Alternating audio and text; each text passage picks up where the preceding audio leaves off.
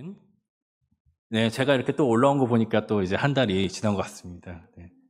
무탈하시죠? 날씨가 갑자기 너무 부쩍 더워져가지고. 네. 그래도 이렇게 예배당은 시원하잖아요. 그죠? 네, 이렇게 은혜로운 공간을 허락하시고 저희 창신제일교회가 또 51년 하나님의 은혜 가운데 세워짐을 감사하면서 하나님의 말씀에 더 귀 기울이는 시간들이 되셨으면 좋겠습니다. 네, 오늘은 좀 저를 많이 도와주셔야 돼요. 사실은 제가 이번 주에 마음이 좀 분주해요. 네. 왜냐하면 청소년부 설교도 항상 제가 해야 되죠. 네, 제가 했는데 오후 예배도 설교하고 이거 끝나고 또 강습회도 해야 되고 제 머릿속에 막 성경이 막 이러고 있기 때문에 예, 좀 집중해서 같이 해주시면 저에게 큰 도움이 될 것 같습니다. 네. 네, 저희가 계속해서 마태복음 13장을 통하여서 천국의 비유들을 살펴보고 있습니다. 그래서 하나님이 우리에게 주신 이 천국이 우리 안에서 어떻게 누려져야 하는지 이런 것들을 좀 살펴보고 있는데요. 벌써 저희가 4번 살펴봤습니다. 네, 그렇다면 벌써 4달 동안 저희가 13장을 봤는데 아직도 첫 번째 비유가 다 안 끝났습니다. 네, 그래서 이렇게 좀 긴 거는 뭐 여러 이유가 있겠죠. 제가 설교가 긴 것도 있을 것이고 여러 가지 이유가 있겠지만 이 마태복음 13장에 나오는 이 천국의 비유가 생각보다 더 많은 의미를 갖고 있고요. 또 저희가 신앙생활을 하는 가운데 매우 소중한 말씀들, 깊은 말씀들이 있기 때문에 그렇습니다. 네. 그래서 마태복음 23장, 특히나 이 천국 비유를 한마디로 좀 요약하라 그런다면 은혜입니다. 하나님의 은혜. 우선 저희가 살펴보았던 것처럼 마태복음 13장 16절 서론격으로 저희가 먼저 살펴보았죠. 눈은 봄으로, 귀는 들음으로 복이 있다. 이것 자체가 의미하는 바가 은혜인 거거든요. 많은 사람들이 있고 하나님이 이 땅 가운데 하나님의 말씀들이 많은 사람들이 듣긴 하였지만 그 말씀을 제대로 보고 또 제대로 듣는, 그래서 그 뜻이 무엇인지 하나님의 나라를 실제로 보는 자들은 소수이기 때문에 그렇습니다. 다시 말하면 하나님의 은혜를 허락하시는 자에게만 그것들을 보고 들을 수 있다는 거죠. 더 나아가서 이 밭에 뿌리시는 이 역사, 다시 말하면 저희가 하나님의 말씀을 듣죠. 예수 그리스도께서 이 땅 가운데 오셔서 천국의 비유를 말씀하시잖아요. 그게 첫 번째 비유의 이야기였잖아요. 주님이 이 땅 가운데 오셔서 말씀의 씨를 뿌리시죠. 주님이 은혜로 오신 거예요. 죄인인 우리들을 구원하시려고 안 오셔도 되는데 오신 거예요. 우리 안 구원해도 되잖아요. 우리가 뭐가 특별해가지고 우리가 뭐가 대단해서 꼭 우리를 구원하셔야만 그런 거 아니잖아요. 그렇죠? 주님이 우리를 사랑하셔서 오신 거잖아요. 하나님이 우리를 사랑하시기에 태초부터 우리를 작정하시고 예수 그리스도께서 이 땅 가운데 오셔서 우리의 죄를 대속하시고 성령 하나님께서 우리 안에 오셔서 그 말씀을 믿고 그 말씀대로 살아가도록 하시잖아요. 모든 것이 은혜잖아요. 주님이 허락하셔서 가능한 일이고 주님이 이 땅 가운데 오셔서 우리에게 말씀하셨기에 가능한 일들이에요. 더 나아가서 마태복음 13장 첫 번째 비유에는요, 주님이 오셔서 씨를 뿌리시잖아요. 은혜의 말씀을 뿌리시는 거예요. 결국 이 모든 것들이 하나님의 은혜 안에서 우리가 누려지는 천국인 거예요. 그래서 마태복음 13장은 은혜, 하나님의 은혜라고 말씀할 수 있어요. 항상 우리 주님의 은혜가 우리 안에 있는 거죠. 그런데 오늘의 비유를 쭉 살펴보면요, 주님의 은혜는 우리에게 뿌려졌어요. 그런데 이걸 받아 누리는 은혜가 매우 중요한데 또한 동시에 우리의 마음의 밭도 매우 중요해요. 다시 말하면 우리의 마음, 그 말씀을 받아들이는 우리의 마음 상태도 매우 중요하다는 거예요. 우선 저희가 길밭에 대한 이야기를 살펴봤잖아요. 길밭은 주님의 말씀에 대해 관심이 없어요. 주님의 말씀이 우리 마음 가운데 뿌려졌는데 전혀 우리 주님이 하시는 말씀에 관심이 없죠. 그래서 어떻게 되나요? 사탄 마귀가 와서 먹어버려요. 전혀 주님의 말씀과는 상관없는 삶을 살아가죠. 저희가 또 살펴봤던 돌밭은요, 처음에 반응하죠. 주님의 말씀이 뿌려졌을 때 기쁨으로 받아들여요. 그 말씀에 동의도 해요. 또 그렇게 어느 정도 살아가기도 해요. 근데 중요한 건 뭐였죠? 말씀으로부터 오는 박해와 환난이 임할 때 그들은 그들의 정체를 분명하게 드러내요. 왜요? 하나님의 말씀에 깊이 뿌리내리지 못했기 때문이에요. 그들은 말씀을 듣긴 했지만요, 일시적인 마음, 일시적인 믿음이었죠. 순간적으로만 주님의 그 말씀에 환호할 뿐이에요. 그러나 주님의 말씀에 박해가 올 때에는 금방 드러나는 거예요. 여기서 착각하지 마셔야 될 게, 저희가 생각하는 일시적이다라고 하는 이 기준이요, 눈 깜짝할 사이 이런 게 아니에요. 일시적이다라는 말은요, 어떤 사람에게는 수십 년이 될 수도 있어요. 어떤 누군가에는 눈 깜짝할 찰나일 수도 있고요. 순간이란 말하는 건 깊이 주님께 뿌리내리지 않으면 우리가 말씀으로 인한 박해와 환난 때 우리는 무너질 수밖에 없다는 거예요.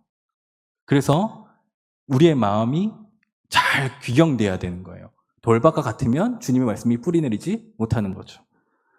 가시밭도 이와 비슷합니다. 가시밭도 크게 다르지 않아요. 다시 말하면 이 네 가지 밭의 비유가 얘기해 주는 건 주님의 은혜가 우리 안에 있는데요, 그 은혜를 받아 누리는 우리의 마음 상태가 매우 중요하다는 거예요.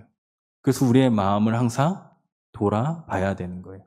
그래야만 주님께서 이미 우리에게 허락하신 그 천국의 은혜를 맛봐 누리는 거죠. 그 천국을 누리며 살아가는 거예요. 그렇지 않으면 발라버리고 사단이 먹어버리는 거죠. 그래서 우리는 항상 우리의 마음을 돌아보아야 하고, 항상 주님의 말씀이 우리 마음 가운데 깊이 심겨질 수 있도록 살펴야 합니다. 그것이 마태복음 13장 네 가지 밭의 비유입니다. 오늘은 세 번째 밭이에요. 가시밭이죠. 가시밭은요, 지금까지 저희가 길밭도 살펴봤고요, 돌밭도 살펴봤는데요, 이 두 가지 밭보다 더 끔찍합니다. 마태복음 13장 22절에는 이렇게 나와 있습니다. 가시떨기에 뿌려졌다는 것은 말씀을 들으나 세상의 염려와 재물의 유혹에 말씀이 막혀 결실하지 못하는 자요. 여기서 아마도 주님께서는 말씀을 듣고라는 걸 의도적으로 쓰신 것 같아요. 그래서 세 가지 반 모두 다 말씀을 듣긴 하지만 그 말씀을 대하는 우리의 자세와 태도가 어떤지를 분명하게 드러나는데요. 왜 가시밭이 끔찍하냐? 다시 말하면 주님의 말씀이 교회 안에 뿌려지는데 이것을 받아들이는 우리들의 마음 상태와 우리 영적인 상태가 다 달라서 주님의 말씀에 결실을 못 맺잖아요. 근데 이 가시밭은요, 잘 드러나지가 않아요. 가시밭은요, 잎사귀도 내요. 그러니까 돌밭에 떨어졌던 것처럼 일순간에 말씀이나 박해로 인해 확 사라지는 게 아니라요, 계속 그 상태로 살아있는 거예요. 죽은 게 아니에요. 그 상태로 살아있어요. 근데 중요한 건 열매를 맺지 못해요. 다행이라고 생각되시나요? 아닌 거예요. 말씀으로 인한 박해와 환난이 이들에게도 임하고 이들은 끊임없이 고민해요. 갈등하죠. 그런데 주님에게 합당한 열매는 못 맺어요. 다시 말하면 끊임없이 고통받으며 이 자리 가운데 앉아있어요. 말씀을 들으며 괴롭죠. 끔찍하죠. 왜요? 주님의 말씀이 우리가 죄인이라고 말하니까요. 그 얘기를 다 듣고 있다니까요. 그 가시밭은. 그런데 바뀌려 하지 않아요. 더 성장하려 하지 않아요. 그 자리에 그대로 멈춰있고 고통받고 계속 그 상태에 유지하려고 합니다. 그래서 끔찍해요. 주님이 주시는 유익을 맛보지도 못한 채 그 자리에 그냥 멈춰서 있는 거예요. 왜 그럴까요? 왜 이렇게 끔찍한 일이 있는데도 이들은 더 이상 변하려 하지 않고 그 자리에 계속 멈춰 있는 걸까요?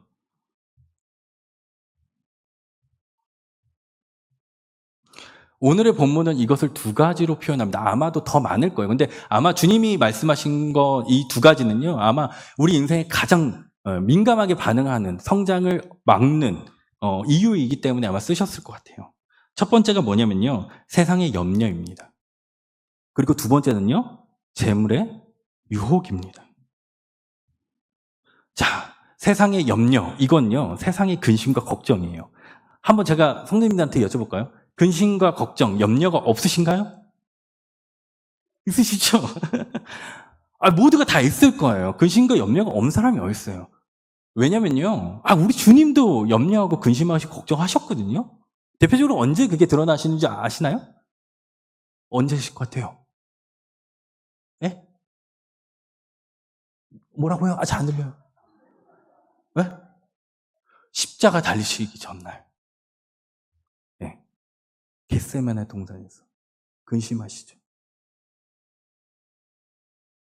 그래서 얼마나 걱정하셨으면 땀방울이 핏방울이 될 때까지 기도하셨어요. 우리 주님도 근심하시고 걱정하세요. 주님도 하셨는데 연약한 우리가 어떻게 근심과 염려가 없어요? 오늘의 이 본문이 말하는 건요, 주님을 사랑하는 자들에게 근심과 걱정이 없다라고 말하는 거 아니에요. 본문은 정확하게 얘기해요. 기운을 막았다고. 이 막았다는 의미가 헬라어적인, 그러니까 원어적인 의미로 말하면요, 졸라서 죽이다 이런 뜻이에요. 목졸라 이렇게 목을 조르는 것처럼 이렇게 꽉 조르고 있는 그런 느낌인 거예요. 뭐냐면요, 우리 삶에 근심과 염려와 그 걱정이 있죠. 그래서 주님이 기도도 하라고 하잖아요. 기도하잖아요. 우리 염려와 근심이 있을 때 있는데요, 그것이 과한 거죠. 그래서 말씀을 졸라 죽일 정도로 염려하고 근심하는 거예요. 그건 합당하지 않아요. 말씀보다 걱정과 염려가 앞서는 거죠. 재물 또한 마찬가지입니다. 재물이 악한가요, 선한가요? 네? 악해요, 선해요? 선해요? 악해요? 선해요? 선하지도 않고 악하지도 않죠. 정확한 거는 그렇죠. 어떻게 사용하냐가 중요한 거잖아요. 그죠? 네, 이거 담임 목사님도 얘기하셨던 것 같은데. 그죠? 창세기 26장 12절, 13절 살펴보겠습니다. 같이 읽도록 하겠습니다. 하나, 둘, 셋.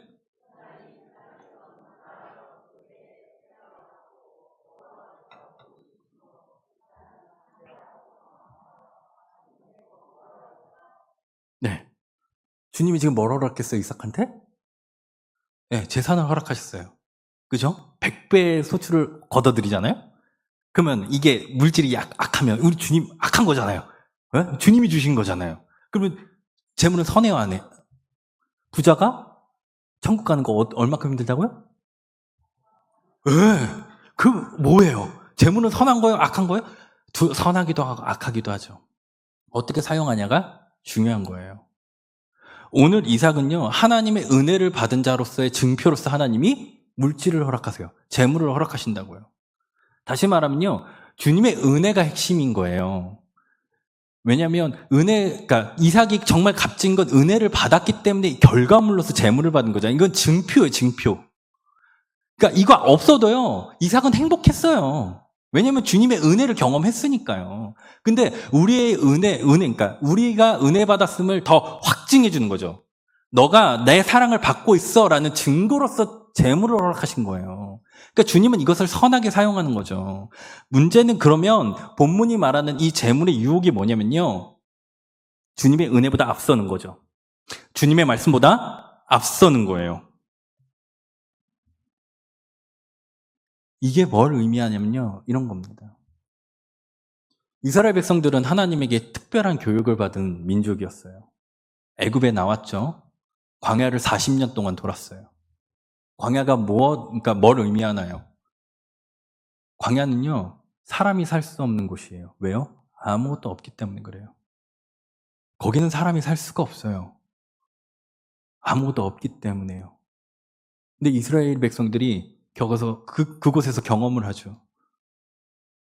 아무것도 없는 곳에서도 주님의 은혜로 살아갈 수 있음을 알아요.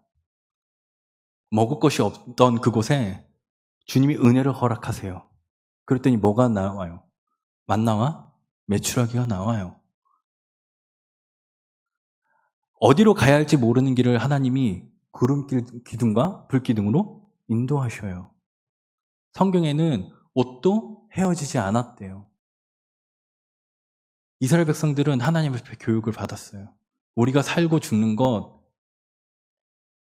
물질로 인한 그런 것 아니라는 거. 하나님의 은혜가 있으면 살 수 있다는 것.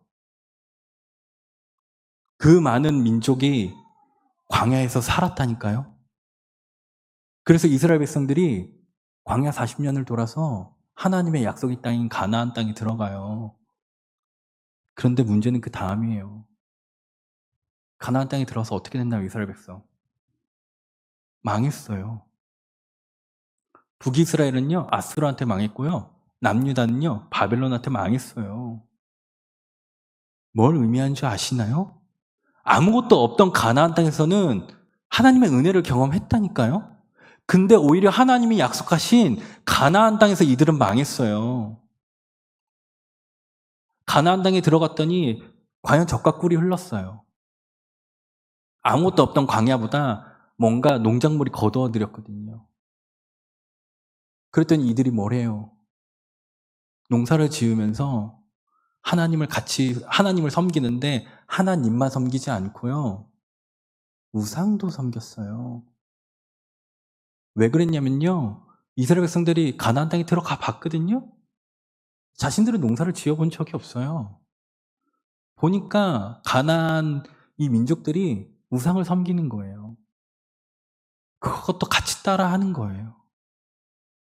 다시 말하면 농작물 많이 거두어 들고 싶으니 그들이 하는 문화와 그들이 하는 행동들을 같이 따라 한 거예요.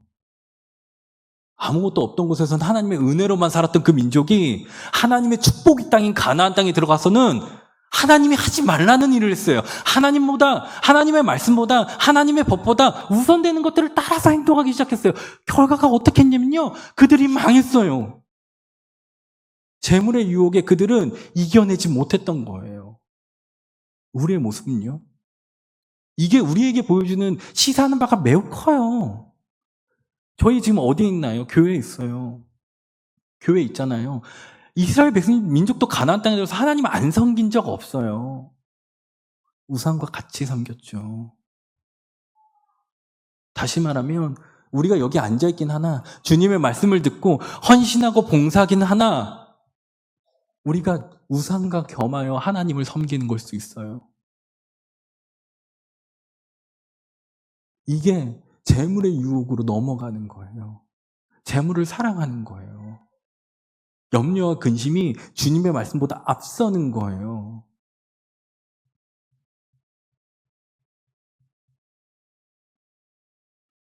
그래서 우리는 날마다 주님을 바라봐야 되는 거죠. 광야에서 이스라엘 백성들이 했던 것처럼 우리는 끊임없이 주님을 바라보는 그 노력들을 하고 훈련을 해야 되는 거예요. 우리가 먹고 사는 건 주님의 은혜 안에 있음을 배우는 거예요. 그것에 우리의 목숨이, 우리의 말씀이 하나님께 뿌려진 이 천국 복음이 이게 목졸라 죽지 않도록 날마다 우리의 마음을 귀경해야 되는 거예요. 그래서 성경은 우리에게 뭘 배우라고 말하냐면요. 자족하는 법을 배우라고 얘기해요. 자족하는 법. 근데 이 자족한다는 말이요. 단순히 하나님이 주신 거니까 모두 다 감사하며 순응하며 살라는 말이 아니에요. 그냥 받아들이며 살라는 말이 아니에요. 뭔가 더 이상 우리의 인위적인 노력을 하지 말라는 말이 아니란 말이에요. 여기에 자족이란 말은요. 하나님이 우리에게 적절한 때 적절한 곳에 우리를 세우시고 거기에 우리를 일하도록 하세요. 그래서 우리가 소득을 벌잖아요. 이것을 주님이 허락하신 걸로 알고 감사하는 마음인 거예요. 다시 말하면 자족이란 감사할 줄 아는 마음이에요. 그러니까 우리가 하나님이 세우신 자리에서 열심히 최선을 다해야 되는 거예요. 여기에 대부분 이제 많은 성도님들이 보통 이제 미싱을 하시고 하시잖아요. 공장에서 일을 하시잖아요. 저희 어머니도 그렇게 하셨는데 일을 여기 사실 때는 그 자리에서 최선을 다하는 거예요. 거기가 주님이 나에게 허락하신 기업인 줄 알고 최선을 다하시는 거예요. 저는 이제 사역자로 부르심을 받았으니까 하나님이 사역자로 부르신 자리가 여기이기 때문에 저를 부른 자리가 여기 때문에 열심히 하나님 말씀 공부하는 거예요. 그래서 성도님들한테 그 말씀을 가르치고 전하는 거죠. 그래서 담임 목사님이랑 이렇게 매일 사역자들이 금요일마다 공부하는 거잖아요. 그것들을 최선을 다하기 위해서. 그러니까 어느 곳에든지 자족이라는 것은요. 하나님이 부르신 자리가 귀함을 알고 거기에 최선을 다하는 거예요. 그뿐만이 아니라 하나님이 맡으신 직임에도 그렇습니다. 교회에서 맡은 직임 중에 높고 낮음이 있는 게 아니라요. 하나님이 부르신 자리에 나에게 맡기신 그 직임이 하나님이 나에게 허락하신 줄 알고 최선을 다하는 거예요. 그리고 하나님 앞에 감사하는 거예요. 이게 자족이에요. 모든 것 다 하나님에게 나에게 가장 탁월하게, 가장 합당하게, 가장 귀한 것으로 주었음을 알고 감사하는 것. 그것을 항상 우리는 마음속에 품고 살아야 되는 거예요. 더 나아가서 우리는 주님 앞에 합당한 근심을 하셔야 해요. 다시 말할게요. 우리는 근심 없이 살아가지 못해요. 우리는 왜냐하면 내일을 모르기 때문에 그래요. 우리는 어쩔 수 없어요. 우리는 근심과 염려와 걱정이 항상 따라다녀요. 그래서 주님 앞에 우리의 연약함을 아뢰고 하나님의 도우심을 구하는 거예요. 동시에 합당한 근심과 걱정이 있어요. 우리 주님이 겟세마네 동산에서 하셨던 것처럼 왜 예수님이 겟세마네 동산에서 괴로워하셨는지 아시나요? 십자가가 무서워서. 못 박히실게 아파서 이게 너무 걱정. 저희 아들이 최근에 병원 갔는데 주사 안 맞게 해달라고 하면 자기 병원 간다고 이렇게 막 하면서 막 엉엉 울었는데 그게 걱정돼서 우리 예수님도 그러셨을까요? 아파서? 너무 아프면 어떡해요 하나님, 저 십자가 안 지고 싶 이러셨을까요? 아니에요. 한 번도 떨어진 적 없는 성부 하나님과 성령 하나님의 단절 때문에 그래요. 삼위 하나님은 한 번도 떨어져 본 적이 없으세요. 삼위 하나님은 서로를 엄청 사랑하세요. 그리고 한 몸이시잖아요. 한 번도 떨어져 본 적이 없으세요. 그걸 상상조차 못 하시는 분들이에요. 그런데 예수님이 지금 겟세마네 동산에서 우리의 죄의 질고를 감당하시면 어떻게 돼요? 예수님이 죄인이 되시잖아요. 우리의 죄를 모두 다 가져가셔서, 물론 예수님은 죄가 없으시지만 우리의 죄가 전가되잖아요. 예수님께. 그러면 어떻게 돼요? 하나님 앞에 나아갈 수 없는 거예요. 예수님이. 그래서 십자가에 보면요, 어둠이 임해요. 이건 단순히 날씨가 안 좋네가 아니라요, 하나님이 예수님이 십자가에 달리실 때 눈 감으시는 거예요. 은혜를 가리우시는 거예요. 한 번도 떨어진 적 없는 이 삼위의 하나님이 우리의 죄 때문에 단절되셨다고요. 예수님이 기도하시는 건 그거예요. 그거 감당 못하는 거예요. 우리가 합당한 근심은 이런 겁니다. 주님과 우리가 단절되면 어떡하지? 내가 하나님을 근심케 하면, 내 안에 계신 성령님을 근심케 하면 어떡하지? 제가 좋아하는 시편에 가장 좋아하는 게 사실은 51편입니다. 51편의 내용이 뭔지 혹시 아시나요? 네, 감사합니다. 몰라야지 제가 또 설명을 해드리죠. 51편은 다윗이 밧세바를 취하고 나단 선지자한테 지적을 받았을 때 회개하고 참회의 시를 써요. 그게 51편입니다. 근데 전 이 시가 너무 좋아요. 왜 좋냐면요, 다윗의 마음이 뭔지를 알 것 같고, 하나님이 그 다윗을 봤을 때 어떤 마음이었을까를 깊이 고민했을 때 너무 기뻐서 그래요. 그리고 행여나 내가 주님 앞에 죄를 짓는다면 내가 주님 앞에 가져야 할 마음이겠구나라고 생각했기 때문에 그래요. 51편의 내용은 이렇습니다. 51편 11절 12절 네, 같이 읽겠습니다. 나를 주 앞에서 쫓아내지 마시며 주의 성령을 내게서 거두지 마소서. 주의 구원의 즐거움을 내게 회복시켜 주시고 자원하는 심령을 주사 나를 붙드소서. 사울과 다윗은 너무나도 달랐어요. 사울이 하나님 앞에 버림받았을 때 사울은 하나님을 찾지 않았어요. 많은 사람들이 보고 있으니 나를 축복해달라고 사무엘을 붙잡기는 했었어도요, 하나님 앞에 나아가지는 않았어요. 회개하지는 않았어요. 사울은. 다윗은 달랐어요. 다윗은 지금 하나님 앞에 기도할 때, 하나님, 내가 하나님 앞에 죄를 짓기는 했는데요, 나 정말 나쁜 놈이긴 한데요, 하나님, 내 자리 지켜주세요. 사람들이 보잖아요. 하나님, 나 가려주세요. 그러니까 나 이 자리 뺏지 마세요. 한 번만 용서해 주세요. 이렇게 기도하지 않아요. 다윗은 오로지 한 가지만을 얘기해요. 하나님, 나 버리지 마세요. 나 버리지 마세요. 하나님, 나 구원, 그 즐거움 내가 누리게 해주세요. 하나님, 나 쫓아내지 마세요.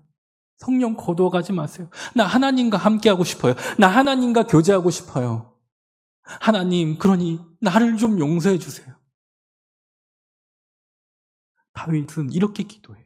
우리가 해야 될 근심은 이거예요. 하루하루 살아가는 동안 우리가 가시밭이 되지 않도록 하기 위해서는 이러한 노력들을 해야 돼요. 내가 혹여나 살아가는 동안 주님을 근심케 하는 일이 없었을까? 혹여 내가 살아가는 동안 주님 없이 주님과 동행하지 않는 삶을 살아가는 건 아닐까? 주님, 날마다 주님과 함께하게 해주세요. 주님 안에 자라가게 해주세요. 주님 안에서 천국을 누리며 살아가게 해주세요. 주님만을 기대하며 살아가게 해주세요. 세상의 염려와 그리고 물질에 대한 유혹으로 넘어지지 않도록 하나님, 내가 주님 더 사랑할 수 있도록 나를 좀 붙들어 주세요. 우리가 해야 될 염려와 근심은 이것이에요. 그런데 우리는 아이들이나 우리의 삶에서 이러한 삶을 살아가지 않아요. 최근에 저희 청소년부 아이들이 시험 기간이었거든요. 이 아이들이 그 시간만 되면 줄어요. 그나마 저희는 좀 나은 편인 것 같긴 한데요. 다른 데는 심해요. 우리 주님의 말씀이 학원과 싸워요.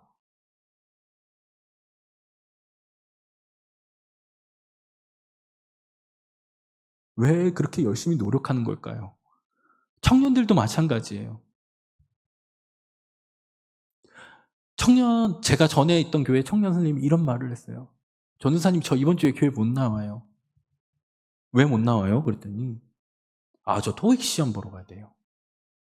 왜 토익 시험이 보통 주말에 있거든요. 주일에 있거든요. 자기 토익 시험 보러 가야 돼서 안 된대요. 근데 최근에 토익 시험이 가끔 토요일 날도 하거든요. 제가 토요일 날 보러 가라고. 자기 그때는 안 된대요. 제가 청년들이 스펙을 쌓거나 뭔가 열심히 뭔가 하거나 공부를 하는 거에 대해서 뭐라고 하는 게 아니에요. 오늘의 이 비유에 따르면요, 그것이 나를 살릴 거라고 생각하는 거예요. 이스라엘 백성들이 왜 가서 우상을 섬겼을까요? 하나님이 나를 먹이시고 보호하실 거라는 확신이 없었던 거예요. 광야 40년을 보냈는데도 불구하고 이스라엘 백성들이, 이 이스라엘 민족들이 그것에 대한 확신이 없었던 거예요. 하나님이 나를 인도하시고 나를 살게 하는 게 하나님이라는 확신이 들지 않았던 거죠. 우리 역시 똑같을 수 있어요. 우리가 오늘 왜 사는지, 우리가 무엇 때문에 오늘 살아갈 수 있었는지, 우리가 무엇 때문에 이렇게 나와 하나님의 말씀을 들을 수 있는지 고민하셔야 돼요. 우리의 힘으로 산다고 생각할 수 있어요. 또는 내 능력이나 내 스펙으로 살아간다고 생각하실 수 있어요. 우리는 충분히 그럴 수 있어요. 죄인이기 때문에요. 내가 있다고 생각할 수 있어요. 그래서 내가 열심히 살아가지 않으면 이 땅 못 살아간다고 생각할 수 있어요. 그래서 두려울 수 있고 세상의 염려가 우리한테 틈탈 수 있고요. 재물의 유혹에 빠질 수 있어요. 그게 가시밭이에요.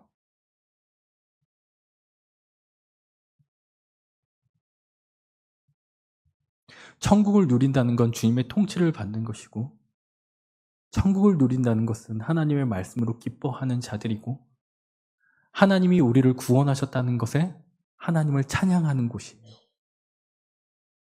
천국은요, 금으로 된 곳이 아니고요. 천국에는요, 길밭에 있는 돌이 다이아몬드 이런 곳 아니에요. 우리 주님과 함께하는 곳이에요. 그래서 천국은 이미 시작됐어요. 주님이 이 땅 가운데 오셔서 씨를 뿌리심으로 이미 천국은 시작됐어요. 천국을 누리시길 바랍니다. 하나님에게 합당한 근심을 하시기를 바랍니다. 그래서 이 시간 찬양하고 우리 기도하기를 바랍니다.